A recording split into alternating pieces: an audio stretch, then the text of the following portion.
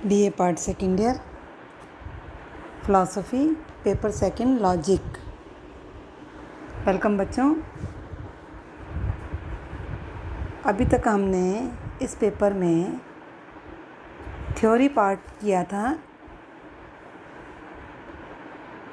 आज हम थ्योरी के साथ प्रैक्टिकल पोर्शन भी करेंगे। आज चैप्टर का नाम है, आज के चैप्टर का निरुपाधिक तर्क वाक्य या कैटेगरिकल प्रपोजिशंस। कैटेगरिकल प्रपोजिशंस में प्रपोजिशंस या तर्क वाक्य किसे कहते हैं, इस पर हम तर्कशास्त्र क्या है पहले चर्चा कर चुके हैं। आज हम निरुपाधिक तर्क वाक्यों पर चर्चा करेंगे। लेकिन तर्क वाक्य क्या होते हैं ये एक बार दोबारा मैं एक्सप्लेन कर देती हूँ कि तर्क वाक्य जो है युक्ति की एक इकाई होती है। किसी भी युक्ति के आधार वाक्य और निष्कर्ष दोनों ही तर्क वाक्य होते हैं। जैसा कि मैंने आपको युक्ति आकार में बताया था,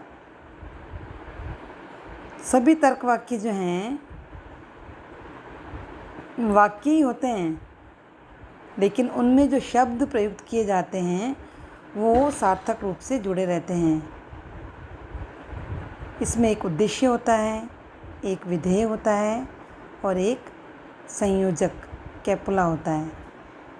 परंतु हर वाक्य जो है तर्क वाक्य नहीं होता है। केवल सूचनात्मक और तथ्यात्मक वाक्य ही तर्क वाक्य होते हैं, यानी जो किसी प्रकार की सूचना की या तथ्यों की जो जानकारी हमें देते हैं वो ही तर्क वाक्य होते हैं।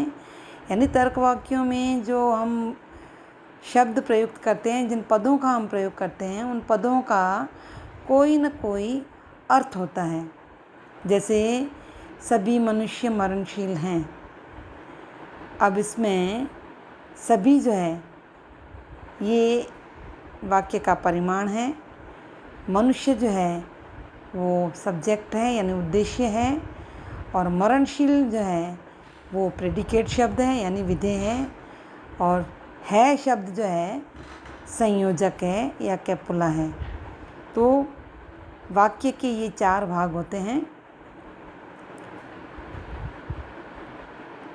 तो मैं ये कह रही थी कि तर्क वाक्य जो हैं तथ्यों की और सूचनाओं की हमें जानकारी देते हैं, लेकिन जो प्रश्नवाचक हैं या विस्मय बोधक हैं या आज्ञा सूचक हैं, ये इस तरह के जो तर्क वाक्य हैं वो तर्क वाक्य ही नहीं हैं, वो केवल वाक्य हैं। तर्क वाक्य की श्रेणी में ये नहीं आते हैं। तर्क वाक्य तो हम उन वाक्यों को कहेंगे जो या तो सत्य होंगे या असत्य होंगे, या विश्वसनीय होंगे या अविश्वसनीय होंगे, या निश्चित होंगे या संदेहपूर्ण होंगे। लेकिन जहाँ सूचना की बात आ रही है या तथ्यात्मक वाक्यों की बात आ रही है वो हमेशा सत्य या असत्य होते हैं। और दूसरी तरफ जो आज्ञा सूचक वाक्य हैं या प्रश्नवाचक वाक्य हैं या विस्मयादि बोधक वाक्य हैं, वे सत्य या असत्य नहीं होते हैं। जैसे कि जब कोई कहता है कि कितना सुंदर है इंद्रधनुष, तो इस वाक्य पर हम सत्यता या असत्यता का कोई प्रश्न नहीं लागू कर सकते।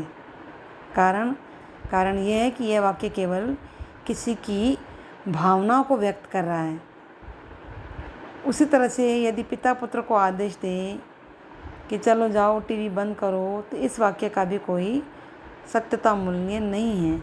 यह भी एक आदेश है जिसका केवल पालन करना है, और इस पर सत्यता या असत्यता का नियम लागू नहीं हो सकता है। ऐसे ही प्रश्न भी पूछे जाते हैं, तो प्रश्न कभी भी सत्य या असत्य नहीं होते हैं, वो आज्ञा ही केवल दी जाती है, विस्मय प्रकट किया जाता है, पर उन्हें सत्य या असत्य नहीं माना जाता। केवल तथ्यात्मक वाक्य ही सत्य या असत्य होते हैं। यदि कोई तर्क वाक्य तथ्यों का सही निरूपण करता है तो वो सत्य होगा, यदि वो गलत निरूपण करता है तो वो हमेशा असत्य होगा। ठीक है। इसी तरह से काल्पनिक वाक्य हैं जो मिथिकल वाक्य, वो भी सत्य असत्य माने जाने के कारण तर्क वाक्य कहलाए जाते हैं। जैसे राम ने रावण का वध किया, तो ये क्या है? तर्क वाक्य है। क्यों? क्योंकि इसे हम सत्य मानते हैं। पद्मिनी एक सुंदर महिला थी, ये भी एक तर्क वाक्य है क्योंकि इसे भी सत्य माना गया है। परंतु जब हम यह कहते हैं कि एक्स सुंदर है, तो ये तर्क वाक्य नहीं है क्योंकि ये सत्य असत्य नहीं है। तो जो तर्क वाक्य हर परिस्थिति में सत्य होता है वो ही टोटोलॉजी कहलाता है या पुनरुक्ति कहलाता है। उदाहरण के लिए जैसे त्रिभुज के तीनों कोण मिलाकर के 180 डिग्री के बराबर होते हैं। सभी बिल्लियाँ स्तनधारी होती हैं, कोई मनुष्य अमर नहीं है।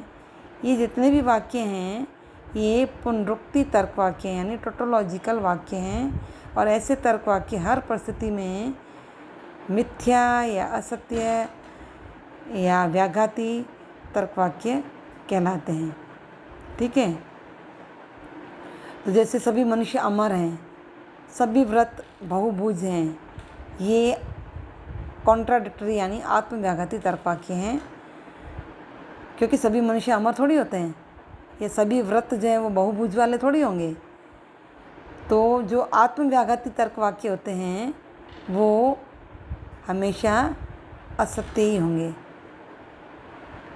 और जो वाक्य कुछ परिस्थितियों में सत्य होते हैं और कुछ परिस्थितियों में असत्य होते हैं तो वो वाक्य संभाव्य कहलाते हैं। जैसे आज बारिश हो रही है, तो कुछ परिस्थितियों में ये सत्य होगा और कुछ अन्य परिस्थितियों में ये असत्य होगा, क्योंकि आज यहाँ बारिश हो रही है, हो सकता है कहीं बाहर दूर बारिश नहीं हो रही हो। तो इस तरह से तर्क वाक्य या के जो उसके फॉर्म्स हैं, जो प्रकथन आकार हैं, वो भी 3 रूपों के होते हैं: पुनरुक्ति, आत्मव्याघाती और संभाव्य। पुनरुक्ति में तर्क वाक्य हर परिस्थिति में सत्य होता है, आत्मव्याघाती में हर वाक्य हर परिस्थिति में असत्य ही होता है, और संभाव्य स्थिति में वाक्य कभी सत्य और कभी कुछ परिस्थितियों में असत्य होता है। ठीक है। तो ये थे तर्क वाक्यों की पारंपरिक व्याख्या। अब हम करेंगे तर्क वाक्यों का वर्गीकरण। तो पारंपरिक तर्कशास्त्रियों ने तर्क वाक्यों को 2 वर्गों में बांटा है। एक तो कैटेगरिकल यानी निरपेक्ष, और दूसरे मिश्र तर्क वाक्य यानी कंपाउंड तर्क वाक्य। तो कोई भी तर्क वाक्य या तो निरपेक्ष होता है या फिर मिश्र होता है। तो आधुनिक तर्कशास्त्रियों ने तर्क वाक्यों का विभाजन अलग तरह से किया है। तो हम सबसे पहले पारंपरिक विभाजन को देख लेते हैं। तो पारंपरिक विभाजन में मैंने जैसा कि अभी बताया कि तर्क वाक्यों के 2 रूप हैं, निरपेक्ष और मिश्र। जो निरपेक्ष तर्क वाक्य हैं उसके भी 2 रूप हैं, पूर्णव्यापी और अंशव्यापी। जो पूर्णव्यापी हैं उनको यूनिवर्सल कहते हैं, और ये जो यूनिवर्सल हैं या पूर्णव्यापी या सर्वव्यापी, उनके भी 2 रूप हैं, यूनिवर्सल अफर्मेटिव और यूनिवर्सल नेगेटिव, यानी सार्वभौमिक भावात्मक और सार्वभौमिक निषेधात्मक। इसी तरह से अंशव्यापी जो हैं उसके भी 2 रूप हैं, अंशव्यापी भावात्मक और अंशव्यापी निषेधात्मक। ये निरपेक्ष तर्क वाक्यों के 4 रूप हैं जिसके मानक आकार हैं ए, ई, आई, ओ। और दूसरी तरफ मिश्र या कंपाउंड तर्क वाक्य हैं जो हाइपोथेटिकल और डिसजंक्टिव यानी हेत्वाश्रित और वैकल्पिक आकार के कहलाते हैं। तो निरपेक्ष तर्क वाक्यों में जो उद्देश्य और विधेय का संबंध है वो किसी उपाधि पर आधारित नहीं होता। उपाधि का मतलब होता है कंडीशन, यानी किसी प्रकार की शर्त पर आधारित नहीं होता। उद्देश्य पद के लिए जो विधेय का भाव है या निषेध है वो बिना शर्त के होता है। उदाहरण के लिए जैसे सभी मनुष्य वरणशील हैं, यह कुर्सी गोल है, ये सारे निरपेक्ष वाक्य हैं। और इसके विपरीत जो हेत्वाश्रित तर्क वाक्य हैं उनमें कुछ उपाधियों के आधार पर उद्देश्य पद के लिए विधेय का भाव या निषेध किया जाता है। उदाहरण के लिए जैसे अगर हमें टिकट मिल जाएगी तो हम यात्रा कर सकेंगे, सीता को नौकरी नहीं मिल सकती जब तक वह इस परीक्षा को पास न करे।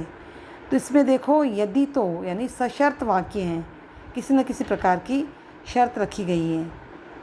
ये जो सशर्त वाक्य हैं ये हेत्वाश्रित यानी हेतु पर आधारित हैं, हेतु पर आश्रित हैं, जबकि निरपेक्ष तर्क वाक्य हैं वो किसी कंडीशन पर आधारित नहीं होते हैं। सभी मनुष्य मरणशील हैं, कुर्सी गोल है तो गोल है ही, मनुष्य मरणशील हैं तो मरणशील हैं ही। ये किसी इसका जो मरणशीलता का जो गुण है मनुष्य का, वो विधेय पद जो है वो उद्देश्य पद के लिए किसी भी प्रकार की शर्त नहीं रख रहा है।